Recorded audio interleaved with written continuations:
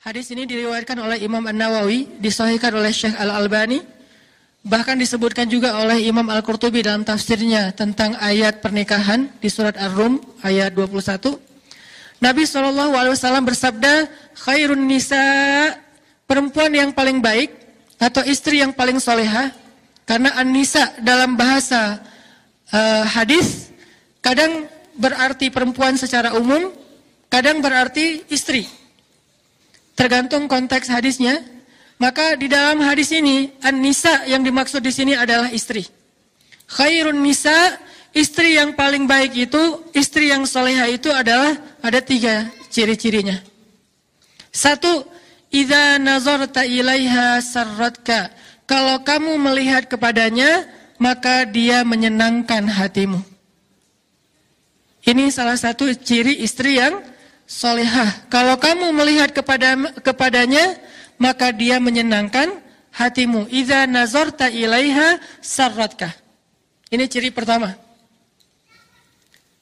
Kalau ciri-ciri perempuan yang solehah nanti di hadis yang lain banyak secara umum ya. Nanti perempuan yang berhijab, bahkan di Al-Quran banyak. Perempuan yang beriman, perempuan yang mengingat Allah, perempuan yang berpuasa, perempuan yang selalu taat kepada Allah. Banyak sekali ciri-cirinya. Tapi kalau dalam konteks hadis ini khusus buat istri. Jadi kita kayak lagi belajar menjadi seorang istri solehah dari siapa? Dari Sayyidah Aisyah radhiyallahu anha. Dari Aisyah yang luar biasa, yang inspiring banget. Yang buat saya tuh keren banget. Dan dia tawazun, punya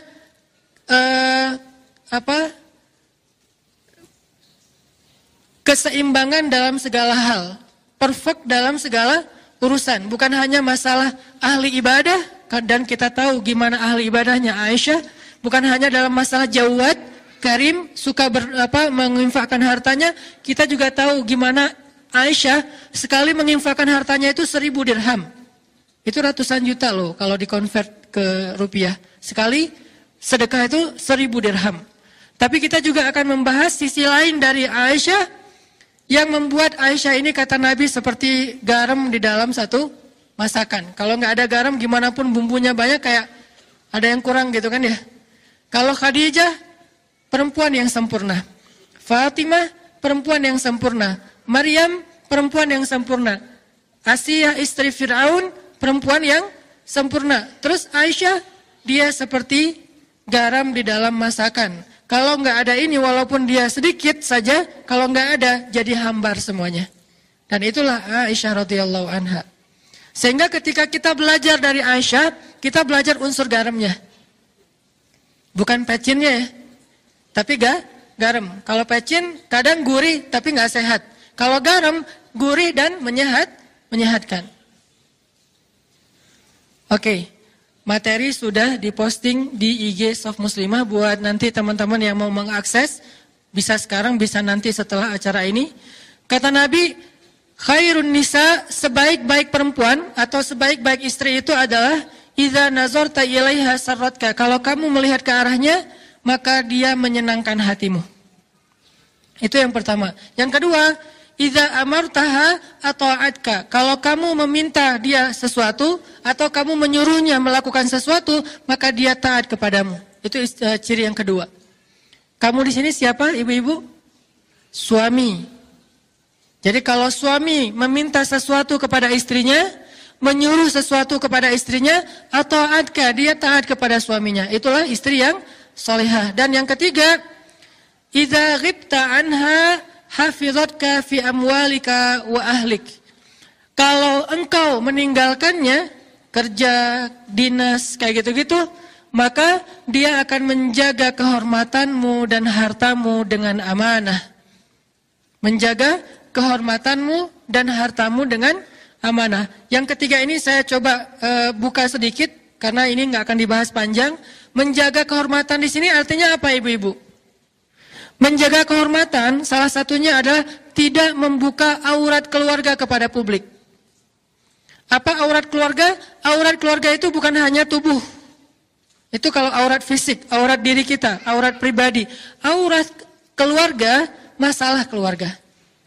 Jadi menjaga kehormatan suami artinya kita nggak boleh curhat di sosmed. Itu arti menjaga kehormatan tidak curhat di sosmed, baik dengan Instastory ataupun dengan postingan feed, baik dengan bikin vlog di YouTube ataupun tulisan panjang yang di-scroll nggak selesai-selesai di FB. Atau bahkan sekedar status saja. Update status di WhatsApp kita atau di Telegram misalnya. Apalagi kalau di Telegram kadang-kadang kita kayak bisa bikin emoticon sendiri gitu kan. Terus emoticonnya tuh kayak cry gitu, kayak lagi nangis gerung-gerung. Atau jungkir balik, kayak guling-guling kayak gitu. Terus kita kayak share gitu, ini loh ada emoticon baru tapi wajah-wajah kita lagi nangis. Seolah-olah kita pengen semua orang tahu saya tuh lagi sedih. Saya lagi ada masalah di keluarga, saya lagi ada kayak gini, terus kita kayak curhat gitu untuk menunjukkan bahwa pasangan kita, keluarga kita itu kayak nyakitin kita. Ini namanya membuka aurat keluarga dan ini artinya kita tidak menjaga kehormatan pasangan kita. Kalau itu yang kita lakukan, bukan soal soleh atau tidak, soal Allah mau membantu kita atau enggak dalam masalah kita. Begitu kita membuka di ruang publik, maka Allah udah langsung, kalau bahasa sosmednya Allah langsung unfollow. Allah tuh gak suka banget dengan postingan kayak gituan. Sama kayak kita kalau ada postingan hoax, kalau ada postingan yang terlalu vulgar, kalau ada postingan yang kayaknya gak nyaman gitu kan kita unfollow ya. Allah, malaikat juga gitu. Allah tuh nge-follow kita. Mana ayat Allah nge-follow kita? Wa huwa ma'akum aina ma kuntum. Maka dia bersama kalian dimanapun kalian berada. La tahzan innallaha ma'ana. Jangan sedih, jangan khawatir, Allah bersama kita. Ma zannuka bisnain, Allahu salisuhuma, kata Nabi. Kenapa kalian pikir kita cuma berdua? Bukankah Allah yang ketiga? Allah itu ngikutin kita. Allah itu membersamai kita kalau bahasa resminya. Tapi begitu kita posting sesuatu yang sifatnya aurat keluarga di ruang publik, maka Allah langsung unfollow. Bentuk unfollow-nya kalau yang paling ekstrim di surat At-Taubah, bara'atum minallah, Allah angkat tangan. Gak mau lagi terlibat. Kalau Allah udah gak terlibat dalam masalah keluarga kita, ibu-ibu, maka siapa lagi yang bisa menyelesaikan masalah kita? Kalau Allah udah gak terlibat dalam masalah kita dengan pasangan kita, terus siapa yang akan membujuk hati pasangan kita agar dia kemudian jadi sayang lagi sama kita?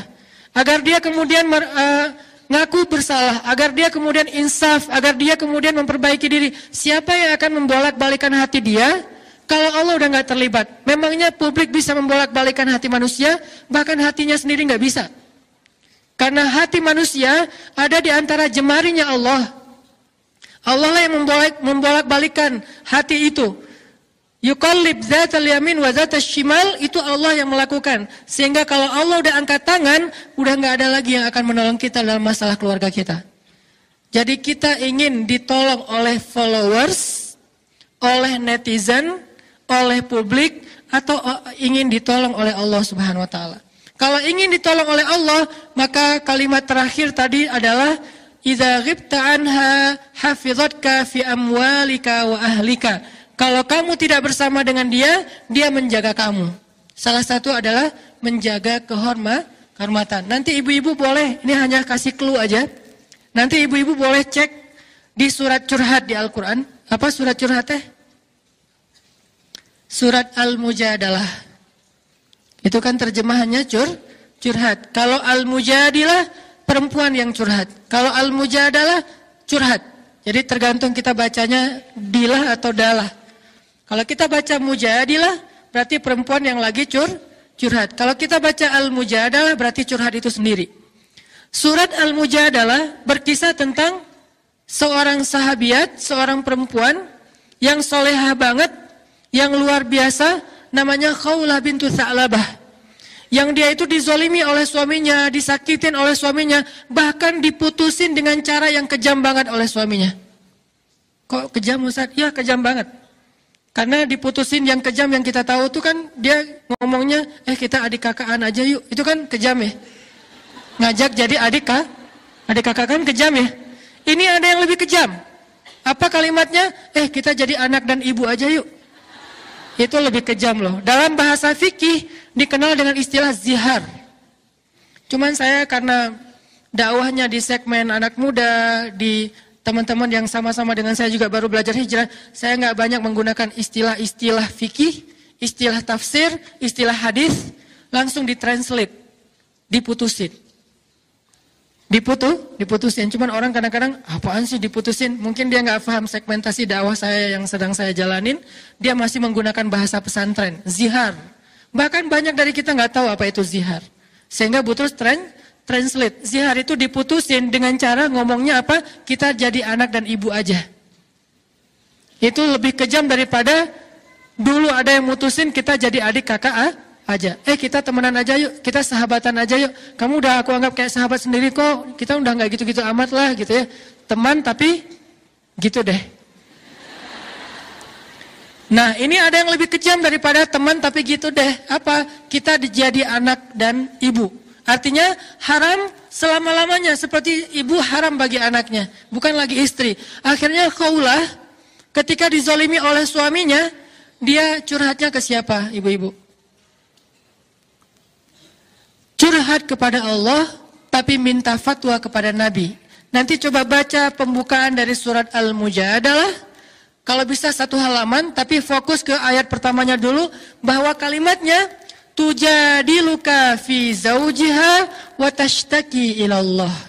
Dia meminta pendapatmu tentang kata-kata suaminya, tapi dia curhatnya tashtaki, curhat ke Allah. Jadi dia tidak curhat kepada Nabi. Dia hanya meminta nasihat dari Nabi tentang kata-kata suaminya, kira-kira menjatuhkan talak apa tidak. Kalau bahasa sekarang tuh istifta, meminta fatwa kepada Ustadz. Ustadz, suami saya bilang gini, kamu buat saya itu seperti ibu, kira-kira itu jatuh talak gak Ustadz? Cuman segitu doang. Tapi urusan suami saya itu emang orangnya temperamen, suami saya itu gak bisa jaga lisan, suami saya itu zalim, itu gak disebutkan ke Nabi. Dia menyebutkan itu kepada siapa? Wa tashtaki ilallah. Dia menyebutkan itu kepada Allah saja. Akhirnya apa yang terjadi ibu-ibu? Ketika Khawlah curhatnya kepada Allah, akhirnya Allah yang ngebelain Khawlah, bukan Nabi, bukan sahabat, bukan manusia, bukan siapapun. Bahkan Nabi tidak membela Khawlah awalnya, karena Nabi tidak faham. Sehingga ketika Khawlah nanya kepada Nabi, apa hukumnya kata-kata suami saya ya Rasulullah? Nabi mengatakan itu sudah jatuh talak zihar selama-lamanya wahai Khawlah. Khawlah gak terima, dia kayak ngerasa nggak rela gitu berpisah dengan suaminya karena dia sayang sama suaminya. Gimana pun dizolimin, inilah perempuan.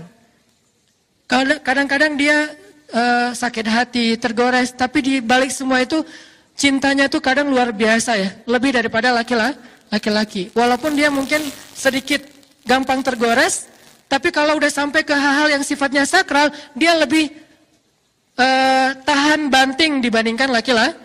Laki-laki dengan mudahnya mengeluarkan kata talak apa segala macam. Pada akhirnya perempuan yang akhirnya minta kalau bisa ini nggak jatuh talak, Ustaz gimana? Suami saya ngomong kayak gini. Yang akhirnya mencari solusi cewek, ibu-ibu, istri. Sehingga ketika Nabi bilang itu sudah jatuh talak, Khawlah kayak ngerasa sedih dan nggak rela gitu. Masa ya Rasul? Ya wahai Khawlah, nggak bisa balikan lagi? Nggak bisa wahai Khawlah. Artinya apa? Nabi aja nggak bisa ngebelain Khawlah. Padahal Nabi kurang apa coba? Nggak ada lagi manusia yang lebih baik daripada Rasul. Tapi nggak bisa ngebela Khawlah. Kenapa? Karena manusia. Tapi Khawlah curhatnya kepada Rabbnya manusia, kepada pemilik hati, kepada yang maha tahu segala sesuatu. Wa tashtaki ilallah ilahi Rabbi ashku bathi wa huzni ilaik. Aku adukan rasa sedih dan kecewaku hanya kepada engkau. Bukan kepada Instagram, bukan kepada Snapgram, bukan kepada YouTube, bukan kepada para subscribers, bukan kepada FB friends, bukan kepada siapapun, bahkan bukan kepada geng di grup WA saya ya Allah. Saya nggak posting apa-apa, geng aja nggak tahu masalah saya. Kayaknya mereka ngelihat rumah tangga saya asik-asik aja, biasa-biasa aja. Sampai geng kita banget, yang nggak ada yang orang lain yang tahu apa yang kita bicarain di dalam grup. Mereka nggak tahu. Gitu banget Khawlah teh. Sampai ibunya aja nggak tahu masalah Khawlah. Sampai teman dekatnya aja nggak tahu. Teman dekat kan bahasa kita geng ya. Gengnya aja nggak tahu. Yang tahu cuman Allah kemudian Nabi. Curhat ke Allah, ya Allah, ashku bathi wa huzni ilaik. Aku adukan kekecewaanku dan kesedihanku hanya kepada Engkau. Aku kecewa ya Allah. Aku sedih ya Allah. Aku nggak terima diginiin ya Allah. Akhirnya Allah yang membela Khawlah dengan menurunkan 1 halaman penuh dari surat Al-Mujadalah bentuknya adalah pembelaan kepada Khawlah. Suaminya dimarahin sama Allah di ayat itu. Disuruh bertaubat oleh Allah di ayat itu. Dikasih beberapa hukuman syariat. Dia harus berpuasa atau memberikan makan kepada fakir miskin dan seterusnya sebagai hukuman terhadap kata-katanya yang mutusin istrinya dengan bahasa kita jadi anak dan ibu aja. Ini artinya apa? Kalau kita menjaga Allah, Allah jaga kita. Bentuk menjaga Allah dalam urusan rumah tangga, jaga kehormatan rumah tangga kita yang Allah perintahkan. Hafizatka fi amwalika wa ahlika, nanti Allah yang akan menjaga hati kita, menjaga perasaan kita, menjaga rumah tangga kita. Allah yang akan terlibat. Ini poin yang ketiga ya, walaupun bukan akan kita bahas panjang. Inilah 3 ciri istri solehah yang disampaikan oleh Nabi dalam hadis riwayat An-Nasai. 1, idza nazarta ilaiha sarratka. Kedua, idza amartaha ata'atka. Ketiga, idza ghibta anha hafizatka fi amwalika wa ahlika. Yang akan kita bahas yang mana ibu-ibu? Dari 3 ciri itu. Yang pertama, karena hubungannya dengan dandan. Idza nazarta ilaiha sarratka. Kalau kamu ngelihat ke dia, maka dia menyenangkan hatimu. Kalau bahasa saya, kalau dilihatin tuh nyenengin. Gak bisa lepas juga ya dari capruk bahasa santai lah ya, gak apa-apa ya. Gak terlalu resmi gak apa-apa. Kalau dilihat nyenengin. Ini cewek luar biasa nih, ngelihat dianya aja betah. Seorang istri yang soleha buat suaminya itu betah melihat ke arah dia. Kenapa? Itulah salah satu cara agama menjaga pandangan laki-laki adalah dengan menyuruhnya menikah. Dan salah satu syarat menikahi seorang perempuan itu kata Nabi apa? Tunkahul mar'ah li arba'ah. Perempuan itu dinikahi karena 4 alasan. Walaupun 4 alasan-alasan ini nggak harus sempurna, tapi ini dipertimbangkan. 1, li jamaliha, untuk kecantikannya. Cantik relatif. Ada orang yang senang dengan yang model matanya kecil, ada yang model matanya lebar, ada yang pengen rambutnya keriting, ada yang pengen rambutnya lurus, ada yang pengen misalnya kulitnya putih bersih, ada yang pengennya agak lebih kayak etnik gitu misalnya. Ada yang pengen misalnya yang kurus, ada yang pengen dia nggak kurus-kurus amat, karena kalau terlalu kurus dia kayak nggak apaan sih gitu-gitu amat. Dia pengennya yang biasa-biasa aja misalnya. Kan itu relatif ya. Karena relatif, Nabi nggak mengatakan spek Jamal itu apa. Spek dari cantik itu apa enggak, hanya disebutkan karena kecantikannya. Bahkan walaupun ini bukan yang paling penting disebut di awal tetap. Justru yang paling penting disebut di akhir, lidiniha, agamanya. Tetap yang disebut di awal itu di Jamal. Kenapa? Hubungannya dengan hadis An-Nasai, supaya laki-laki itu bisa menundukkan pandangan. Dia nggak perlu ngelihat cewek lain di mall, nggak perlu ngelihat cewek lain di Instagram, nggak perlu ngelihat cewek lain di YouTube atau di TV, karena melihat istrinya aja udah nyenengin. Jadi ketika Allah Subhanahu wa taala menyuruh seorang laki-laki untuk ghaddul basar, menundukkan pandangan, itu bukan ngelihat ke bawah. Menundukkan pandangan itu bukan melihat ke bawah. Dalam beberapa kasus ya melihat ke bawah, tapi dalam beberapa kasus kalau perlu lihat ke atas. Kenapa? Kalau dia di mall lantai 2 ngelihat ke bawah malah nggak boleh. Pak, kenapa sih kok di situ aja berdirinya? Mah lagi nundukin pandangan mah. Kan nggak kayak terus di bawah kayak lagi ada event gitu, terus banyak para dancer gitu kan. Kayak lagi malam mingguan kan suka ada kayak live music atau apa, terus dia kayak nundukin pandangan dari atas gitu. Lagi ngapain Pak? Lagi ghaddul basar. Kan nggak bisa. Jadi terjemah menundukkan pandangan bukan melihat ke bawah, menjaga pandangan. Dan Islam, ini salah satu karakteristik Islam nih ibu-ibu. Islam itu nggak pernah ngelarang sesuatu tanpa ngasih solusi, itu nggak pernah. Nggak pernah. Kalau kita paham Islam yang luas. Contoh, Ustadz, riba diharamkan. Terus kita ngapain dong Ustadz? Riba itu dilarang, tapi juga dibolehkan. Ustadz nggak takut ditahzir? Enggak. Riba itu boleh ibu-ibu. Yang nggak boleh riba dengan manusia, tapi riba ke Allah itu boleh. Malah untungnya lebih gede lah gitu. Sehingga ayatnya, yamhaqullahu riba wa yurbis shadaqat. Allah menghapus riba, tapi meribakan sedekah. Jadi siapa yang senang dengan riba, hayu, riba dengan Allah. Caranya sedekah, kita kasih 1, Allah balikin 700. Jadi siapa yang senang memperbanyak hartanya dengan cara sistem riba, boleh banget, tapi coba ribalah ke Allah. Sedekah yang banyak nanti Allah balikin berlipat-lipat kali. Bukan 1%, bukan 3%, bukan 5% seperti deposito versi kita, bahkan 700 kali lipat. Kalau senang riba, ribalah dengan Allah. Jadi Allah nggak melarang tanpa ngasih solusi. Ustaz nggak boleh minum khamar. Boleh, siapa bilang nggak boleh minum khamar? Yang nggak boleh minum khamar itu di dunia, di surga banyak khamar. Bahkan khamarnya jadi sungai lagi di surga. Tapi bedanya sungai khamar di surga tidak memabukkan dan tidak menghilangkan akal. Sehingga tetap terhormat walaupun minumnya sebanyak mungkin yang dia mau. Jadi khamar tidak dilarang kecuali di dunia saja. Di surga Allah sediakan khamar yang lebih baik daripada yang ada di dunia.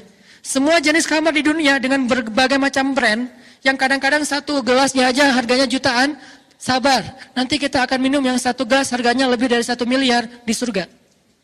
Allah tidak melarang sesuatu tanpa ngasih solusi. Pacaran gak boleh. Boleh, tapi akad dulu, baru pacaran. Siapa bilang pacaran gak boleh? Bukankah ayat pacaran di Al-Quran itu surat Ar-Rum ayat 21? Allah menjadikan di antara kalian, wahai pasangan yang halal, mawaddatan warahmah. Apa arti mawaddah warahmah? Kasih dan sayang. Berkasih sayang, bahasa anak main pacaran. Dan itu boleh banget setelah nikah. Dan pacaran setelah nikah jauh lebih seru daripada pacaran sebelum nikah. Gak perlu ngumpet, gak perlu diam-diaman, gak perlu takut ketahuan orang lain, gak perlu harus di tempat-tempat yang tersembunyi, gak perlu takut ada rasa dosa, malah berpahala lah gitu. Ngelihat aja berpahala, memegang tangannya berpahala, berpelukan berpahala, dan seterusnya nggak usah diperjelas, berpahala. Ini pacaran setelah nikah. Jadi nggak ada dalam Islam larangan tanpa solusi. Gitu juga hal yang lain termasuk menundukkan pandangan. Wahai katakan kepada laki-laki yang beriman agar mereka menundukkan pandangan. Terus solusinya apa Ustaz? Kalau nggak boleh ngelihat yang keren-keren, ciptaan Allah yang indah, lihatlah ciptaan Allah yang ada di rumahmu, yang itu juga nggak kalah indah. Li jamaliha, dipilih karena keindahan sesuai selera. Apa yang engkau lihat dari seorang istrimu? Sehingga ketika ada seorang laki-laki muhajirin mau menikahi seorang perempuan Ansor di zaman Nabi, terus Nabi nanya, datang ke Nabi, dia ngomong gini, ya Rasul, saya pengen nikah gitu. Pengen update status. 2019 ganti status. Gitu. Saya pengen 2019 ganti status. Oh, bagus kata Nabi. Dengan siapa? Dengan perempuan Ansor. Nabi nanya apa ibu-ibu? Apakah kamu sudah melihat dia? Enggak ya Rasul, kan saya orangnya kayak soleh gitu kan, enggak ngelihat gitu kan, enggak ada. Bahkan ta'aruf aja enggak, kayak dijodohin aja.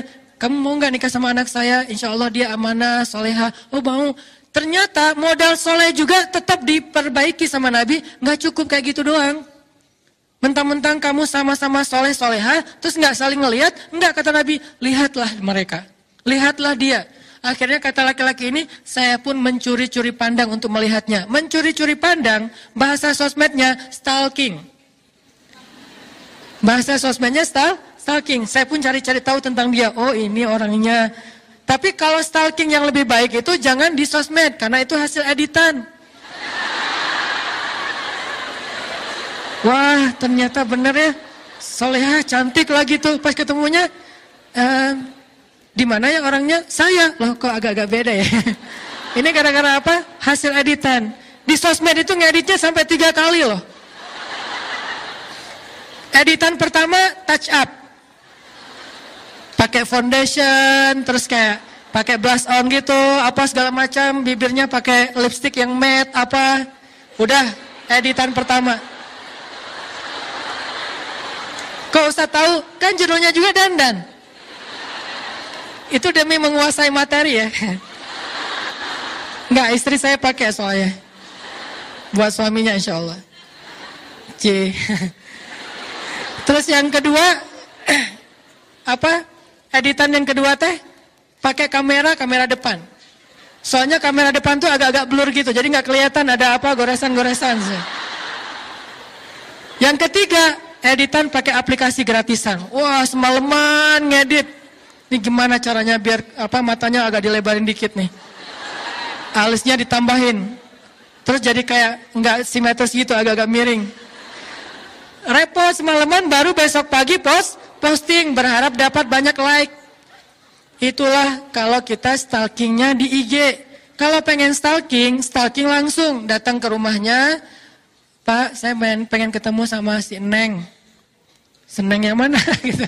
Calon saya, oh ya, ditampingin sama bapaknya, ditemenin. Duduk aja bertiga gitu, atau berempat, atau berlima, atau sekampung, gak masalah. Duduk, lihat langsung. Dan perempuan yang bercadar pun, dalam konteks ta'aruf kayak gini, sebagian ulama mengatakan boleh membuka cadar hanya untuk calon pasangannya. Sampai dibolehkan membuka cadar bagi perempuan yang bercadar khusus untuk calon pasangannya. Di riwayat yang lain mengatakan nggak perlu lihat wajahnya, cukup lihat matanya dan tangannya saja. Yang jelas lihat. Kenapa? Li jamaliha. Kadang ada selera menurut temennya cantik, menurut dia kok saya biasa aja ya. Kalau gitu jangan paksain. Kenapa? Karena dia nggak akan jadi solusi kamu dalam menundukkan pandangan. Seorang istri harusnya idza nazarta ilaiha sarratka. Kalau dilihatin suami itu nyenengin suami banget. Sehingga dia malas banget nonton film apa kayak drakor segala macam. Udah ada drakor di rumahnya. Gak perlu nonton K-pop, udah ada K-pop di rumahnya. Gak perlu nonton apa misalnya lagu-lagu barat segala macam, udah ada itu di rumah. Gak perlu nonton model-model yang seksi karena udah ada di rumahnya. Siapa bilang gak boleh beli pakaian seksi di mall? Ibu-ibu kalau jalan ke Arab Saudi, saya pernah nggak sengaja, bukan saya stalking ya. Nggak sengaja nih lagi jalan di mall Saudi, kan di Saudi cewek-cewek rata-rata bercadar ya. Cewek bercadar tapi belinya maaf, pakaian-pakaian yang kayak orang di pantai kayak gitu, pakaian-pakaian yang mungkin, sebutlah kalau bahasa perempuan mungkin kayak lingerie gitu belinya, tapi bercadar. Pertanyaan saya, bercadar, lingerie itu pakainya gimana ya? Ternyata lama-lama saya menjadi paham, oh itu saking solehannya nih perempuan, di luar dia tidak mau tabarruj. Tabarruj itu bukan larangan berdandan ibu-ibu. Tabarruj itu larangan berdandan untuk yang bukan muhrim. Harus diperjelas, bukan berdandan titik, bukan. Karena berdandan titik itu masih relatif. Ada sisi positif, ada negatif. Dandan bisa ibadah, bisa dosa. Kalau dandan yang keluar rumah berlebihan dan membuat fitnah, itu namanya tabarruj. Wala tabarrujna tabarrujal jahiliyatil ula. Tapi kalau dandannya untuk suami, itu namanya tazayyun. Dan tazayyun bagian dari ibadah seorang istri. Nanti kita baca nasihat-nasihat Aisyah tentang itu. Sehingga seorang istri ketika dia membeli pakaian-pakaian yang menyenangkan suaminya, walaupun tidak harus berlebihan, nggak usah terlalu kayak vulgar juga, kayak maaf mungkin terlalu kayak bikin dia jadi kayak terlalu caper atau apa. Asal menyenangkan suaminya, syaratnya apa? Kalau dia belanja, bawa suami. Satu, biar dibayarin. Sebetulnya nggak harus bawa juga sih, nanti kan bisa dirimbas ya. Habis beli, Pak mau dapat pahala nggak? Pahala apa mah? Pahala dandan. Caranya rimbas dong semua biayanya gitu. Bisa. Yang kedua, biar suami yang memilih. Kayak beli body lotion. Saya kalau beli body lotion istri, saya milih. Alhamdulillah. Istri saya nanya, yang ini body lotionnya kan banyak nih, mau yang mana? Kalau aku sih senang yang fruity, saya bilang. Oh fruity, ya udah fruity kan banyak macam-macam. Ya terserah suami, bisa aja fruitynya misalnya rasa durian gitu. Aku sih yang durian aja boleh nggak? Oh boleh, beli aja. Pakai. Rumah kita kenapa ya kayak lagi musim durian? Iya, body lotion gitu. Terserah suami deh. Kenapa? Karena kita ingin menyenangkan. Kan niat awalnya itu kan. Idza nazarta ilaiha sarratka. Jadi benar-benar suami itu kayak betah banget di sebelah istri karena body lotionnya juga kayak aroma kesukaan dia banget. Misalnya kayak fruitinya tuh strawberry atau mungkin apa kayak gitu-gitulah yang saya juga nggak ngerti. Kalau saya taunya beberapa doang misalnya. Nah itu bisa bikin terus kayak beli parfum. Parfumnya yang kayak gimana? Aku yang seneng yang ada kayak manis-manisnya gitu. Oh ya udah vanilla aja ya, vanilla, beli aja vanilla. Jadi kalau kayak pakai baju terus pakai parfum vanilla di sebelah suami kayak merasa kamu harum banget sih. Karena harum itu bukan cuma parfum. Selera parfum kan orang private banget ya. Suami kita yang tahu dia lebih senangnya apa. Terus kayak pakaian, dia senangnya yang warna apa, bukan kita senangnya warna apa. Kalau mau beribadah, kalau kita senangnya warna apa, nggak ada nilai ibadah, atau mungkin juga nggak dosa, biasa-biasa aja, mubah gitu. Saya senangnya ungu, Dari ujung rambut sampai ujung kaki ungu.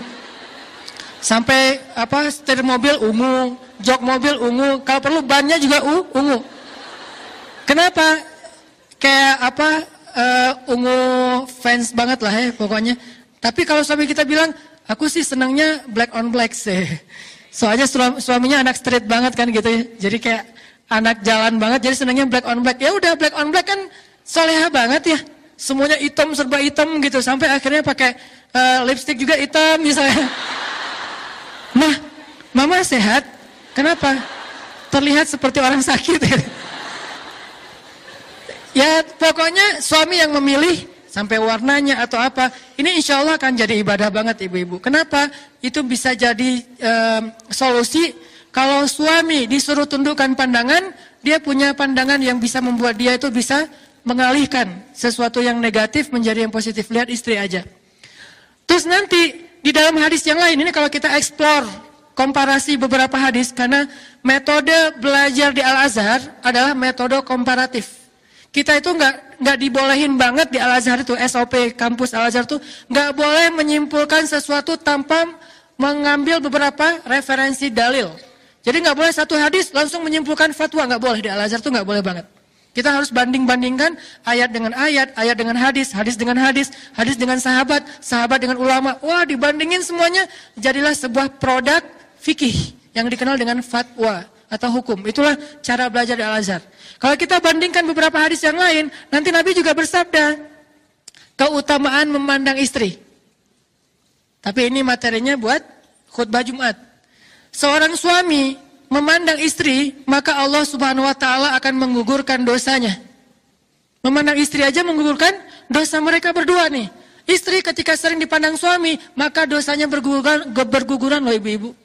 Jadi kalau dipandang suami itu jangan dilarang. Pak, ngapain sih ngelihat gitu-gitu amat sih? Mikir yang macam-macam ya? Enggak. Kalau suami ngelihat kita tuh harus kayak, oh alhamdulillah lagi ibadah gratis tanpa harus berdiri ruku dan sujud, udah dapat pahala, berguguran dosa. Jadi pagi-pagi itu udah aja lewat lalu lalang rempong gitu depan suami. Suami kayak duduk gitu. Ya nggak gitu-gitu juga sih. Suami kayak ngelihat, saya beberapa kali suka gitu kalau pagi lebih udah siap dengan kopinya. Kadang-kadang salah posting lagi, posting kopi hari Senin. Ustaz nggak puasa, oh ya maaf, ketahuan gitu kan nggak puasa Senin. Terus kayak duduk gitu, istri lalu ngeliatin. Satu kali lewat itu kayak tawaf loh. Kebayang nggak kalau sampai berapa puluh kali lewat, itu udah berapa orang tawaf. Ke sana beresin dapur, sana lagi ke kamar anak, balik lagi ke kamar mandi, liatin aja. Terus kesimpulannya apa? Nih suami nggak pekaan nih. Lihat istrinya rempong, dia malah, kan bagi-bagi pahala. Mama berpahala dengan cara rempong, papa berpahala dengan cara ngelihat orang rempong. Dia ini memandang istri, karena dia seneng aja gitu ngelihat istri aku kayak gemesin banget sih kamu gitu kan ya. Jadi bahasa serot kayak itu bisa berarti gemesin, bisa berarti unyu-unyu banget, bisa berarti kayak seksi, bisa berarti nyenengin, bisa berarti seru, bisa banyak arti yang jelas nyenengin hati. Sarotkah? Udah diliatin, apa sih ngeliat gitu-gitu amat? Enggak, aku lagi heran, ada ya bidadari yang jalan di bumi. Salah tingkah gitu, terus dia kayak manja gitu duduk di sebelah. Ketika mereka bersentuhan, Allah turunkan kasih sayang Allah di antara mereka. Ketika suaminya memanggil istrinya ke kamar, maaf ya emang hadisnya kayak gitu, maka Allah Subhanahu wa taala makin cinta kepada mereka. Dan setelah itu Nabi nggak membahas secara jelas, tapi kita ngerti lah. Yang jelas semuanya ibadah.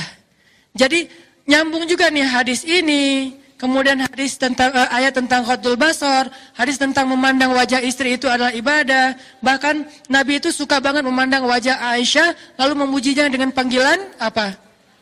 Humaira. Apa arti Humaira? Sebagian mengatakan yang wajahnya kemerah-merahan, tapi sebagian besar ulama bilang Humaira itu istilah untuk cewek yang putih banget. Jadi nggak dibilang baydo, karena kalau baydo itu arti putih dalam makna yang bukan kulit ya. Kalau kulit orang Arab kalau putih banget bilangnya Humaira. Kayak orang Jawa bilangnya kuning. Ya orang Jawa bilangnya kan bukan anaknya putih banget, enggak kan ya? Anaknya kuning loh gitu. Jadi kuning itu kalau dalam bahasa Jawa itu artinya putih. Kalau orang Arab, merah. Merah itu artinya putih. Kok disebut merah Ustaz? Saking putihnya, kalau dia malu, kalau dia salting, kalau dia nervous, itu sampai kemerah-merahan, saking putihnya. Sehingga disebut dia Humaira. Itu kan wajah kan? Sehingga Nabi kayak mengagumi wajahnya Aisyah yang cantik, mengagumi Aisyah yang menjaga penampilan dengan panggilan penghargaan. Ya Humaira, wahai perempuan yang putih. Ini artinya sarratka, menyenangkan suami ketika dipandang. Dandan. Nah, kalimat menyenangkan hati, ini saya baca juga ya. Kata ulama nih, kalimat menyenangkan hati di dalam hadis tersebut adalah anjuran agar perempuan memperhatikan sikap dan penampilannya di hadapan suami. Sebab istri yang soleha akan memperhatikan penampilan ketika di hadapan kekasihnya, baik secara zahir maupun batin. Seorang ibu, Umamah bintu Haris, pernah menasihati anak perempuannya yang ingin menikah agar selalu menjaga tempat-tempat yang biasa dipandang oleh suaminya, sehingga tempat itu tidak boleh kotor dan mengganggu pandangan suaminya. Sampai segitunya. Jadi ada beberapa tempat di rumah kita, ataupun mungkin diri kita sendiri, yang sering dilihat oleh suami, maka jangan sampai pandangan suami itu terganggu oleh penampilan kita yang tidak baik. Maaf. Salah satunya apa? Suami, ini bukan tuntutan suami, makanya saya nggak menyampaikan hadis ini di khutbah Jumat. Kenapa? Jadi kaca pembesar. Mah, tadi khutbah Jumatnya bagus banget loh. Membahas tentang mama, itu nggak bagus. Kenapa? Harusnya khutbah Jumat membahas tentang suami. Kalau kajian perempuan membahas tentang istri, biar sama-sama dapat cermin. Dan kajian ini jangan di-share ke suami, biar saya aja yang share. Jangan di-share ke suami, kenapa? Nanti akan jadi kayak saling menuntut. Nggak boleh. Kalau kita lagi punya masalah suami istri, carilah hadis untuk menasehati diri kita. Jangan googling hadis untuk menasehati pasangan kita, itu kebalik. Dan kayak nggak masuk akal banget. Contohnya, analoginya gini. Handphone kita habis baterai. Terus tiba-tiba kita ngomong ke teman kita, mana handphone lo? Ngapain? Mau gua cas? Kenapa emang? Kan HP gua masih penuh baterainya. Soalnya handphone gua habis baterai. Aneh ya? Handphone kita habis baterai, tapi yang kita cas handphone teman. Nyambung gak sih? Nggak nyambung kan? Mana handphone lo sini? Kenapa mau dicas? Kenapa? Handphone gua soalnya habis baterai. Kok handphone dia yang dicas? Harusnya handphone kita kan? Kalau kita punya masalah dengan pasangan kita, jangan mencas pasangan, caslah diri kita. Mencas pasangan, kita cari ayat, hadis untuk memperbaiki diri dia. Harusnya kita mencari ayat dan hadis untuk memperbaiki diri sendiri. Jadi suami cari hadis tentang suami, istri cari hadis tentang istri. Suami misalnya mencari hadis tentang seorang suami yang soleh itu adalah bla bla bla bla bla. Itu banyak, nggak usah disampaikan sekarang. Istri juga mencari hadis tentang istri yang soleha adalah bla bla bla bla, yang banyak sekali juga. Sehingga ketika kita punya masalah, kita sama-sama punya inisiatif memperbaiki diri, bukan memperbaiki pasangan. Kalau memperbaiki pasangan nggak akan selesai, jadi debat nanti malah. Sehingga dalam konteks ini bukan berarti suami nuntut kita gini, enggak ya. Tapi ini bagian dari kita belajar pengen jadi istri yang solehah, pengen berpahala di sisi Allah, pengen di-like oleh Allah, pengen niru bunda Aisyah radhiyallahu anha juga. Sehingga saking solehahnya Aisyah, saking disayangnya Aisyah oleh Nabi, sampai Jibril menitipkan salam kepada Aisyah.